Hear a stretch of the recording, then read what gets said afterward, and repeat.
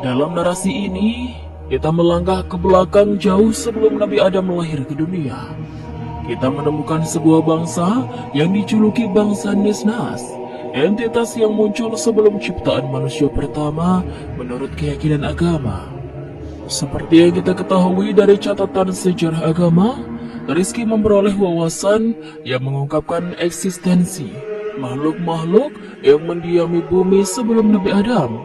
Pertanyaan pun muncul, siapakah yang mendiami bumi ini sebelum Allah menciptakan Nabi Adam?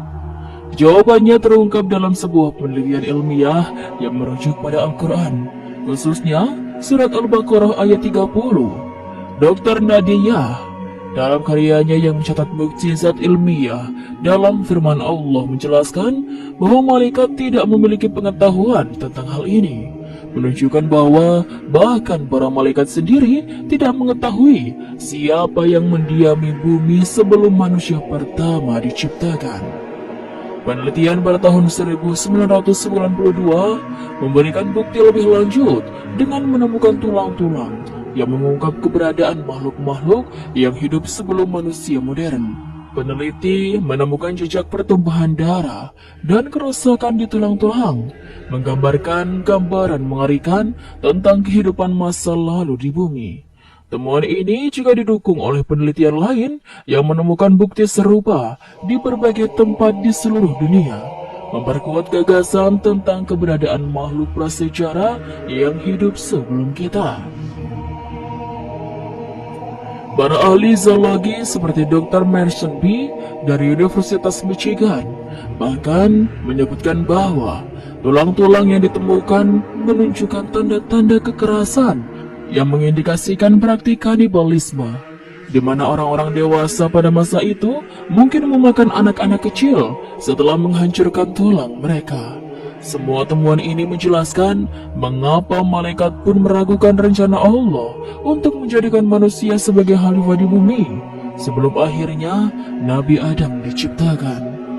Namun sebelum Nabi Adam, diyakini bahwa ada generasi atau beberapa generasi manusia yang serupa dengan manusia, yang dalam beberapa tradisi disebut sebagai insan atau nisnas.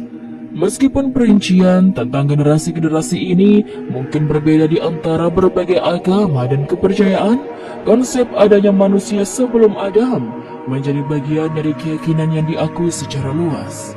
Bersamaan dengan keberadaan bangsa Nisnas, terdapat 4 jenis makhluk lain.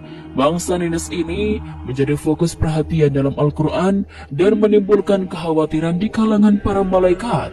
Mereka takut bahwa bangsa Nisnas akan menumpahkan darah karena jin tidak memiliki darah, sehingga hanya ada 2 kemungkinan.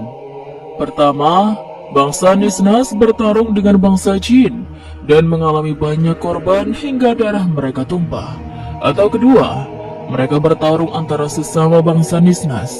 Konflik ini disebut sebagai menumpahkan darah, yang mengindikasikan kemungkinan pertumpahan darah dalam pertempuran.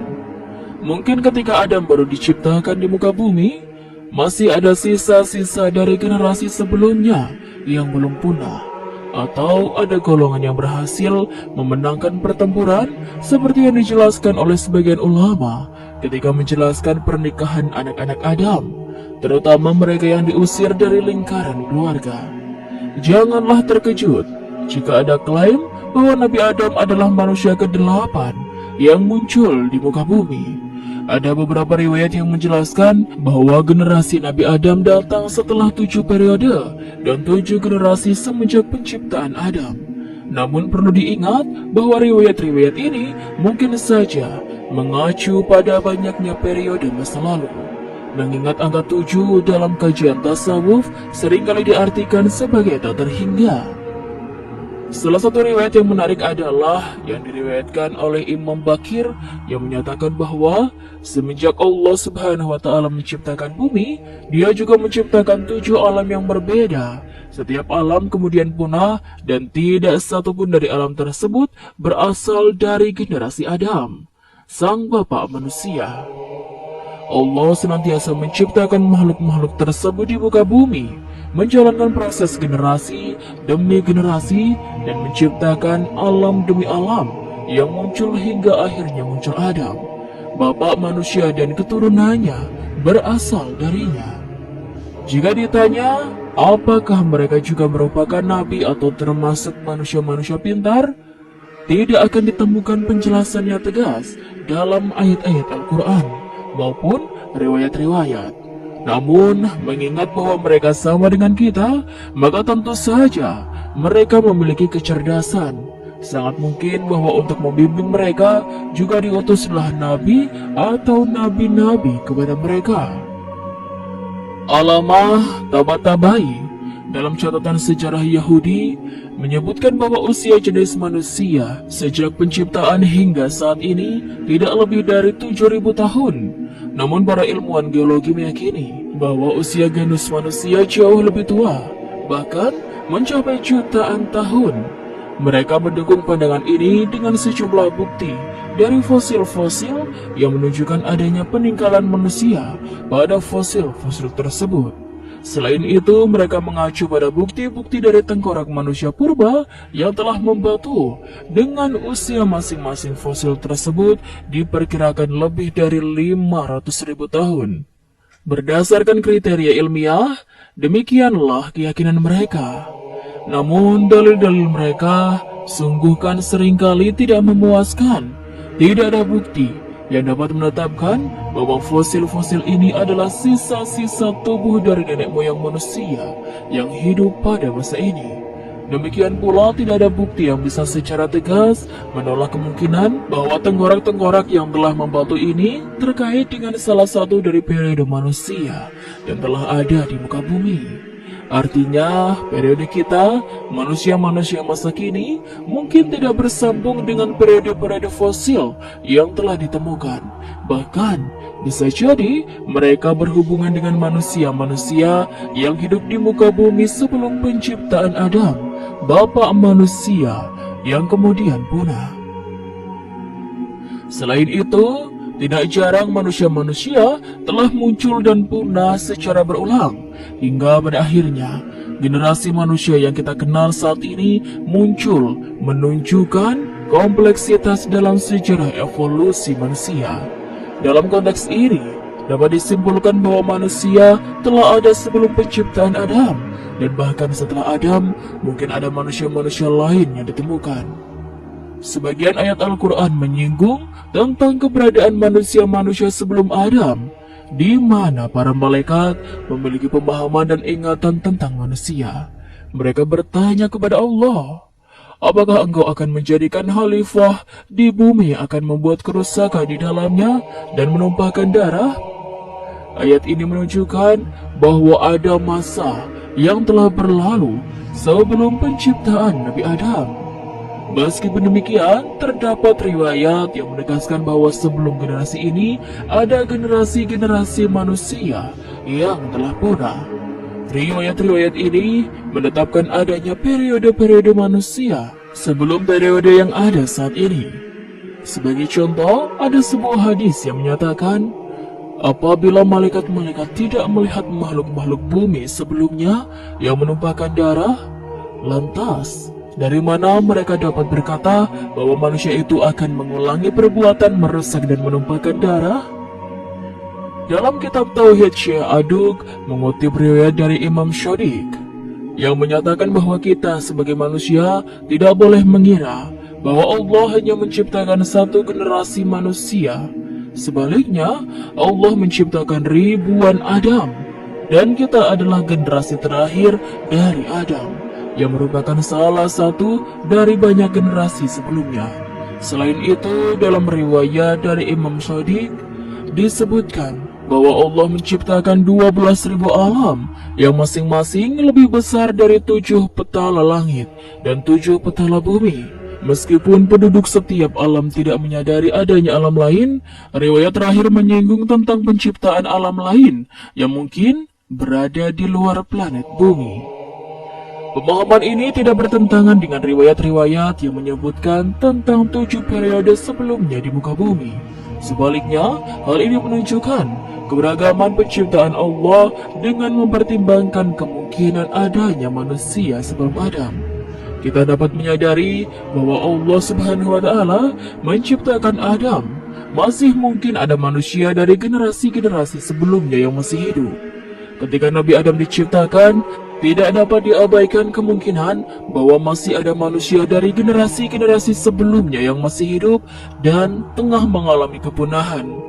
Beberapa indikasi menunjukkan bahwa pada saat penciptaan Adam, masih mungkin ada orang-orang dari generasi-generasi sebelumnya yang tersisa. Hal ini mengisyaratkan bahwa mereka masih ada pada saat penciptaan Adam. Beberapa ulama termasuk ulama kontemporer mengaitkan hal ini dengan pernikahan anak-anak Adam. Mereka menyatakan bahwa mungkin ada pernikahan, perkawinan antara keturunan Nabi Adam dengan manusia-manusia yang tersisa dari generasi sebelum Adam. Hal ini sesuai dengan riwayat yang menunjukkan bahwa Nabi Adam bukanlah manusia pertama yang hidup di muka bumi.